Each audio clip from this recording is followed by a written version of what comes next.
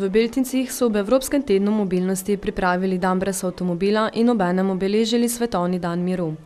Na veselem druženju so bili zbrani otroci iz vrtca Beltinci, osnovne šole Beltinci, upokojenci iz doma Janka Škraban ter mnoge druge organizacije.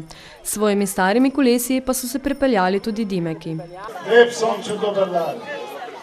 Dimeki smo prišli tudi malo med vas, da tem malčkom pa tudi ostalim pokažemo, da ni samo v sodobnem novem kolesu, ampak tudi staro kolesa, niso odvleči, so prav tako primerna za gibanje.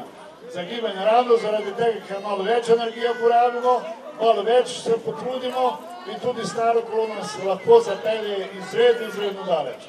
Torej, to smo Dimeki, ki vas lepo pozdravljamo in seveda želimo, da bi čim več teh starih koles tudi sami ohranili, jih imeli doma in jih občudovali tudi in zmeri se takaj zapeljali. To je tudi poseben užitek, ki ga daje staro kolo, torej kdor spoštuje svojo preteklost, tudi bodočnost bo spoštoval ljudi in seveda vse ostalo.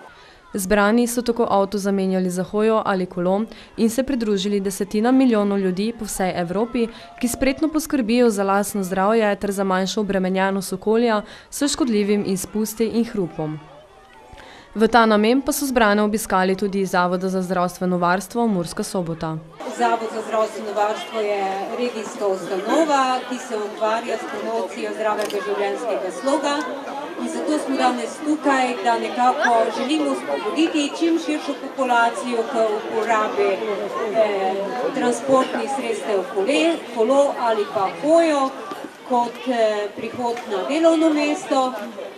Da bi pa nekako popestrili ta dogodek, smo vam pa danes na razpolago in sicer na naši stojnici si lahko izmerite krvni tlak.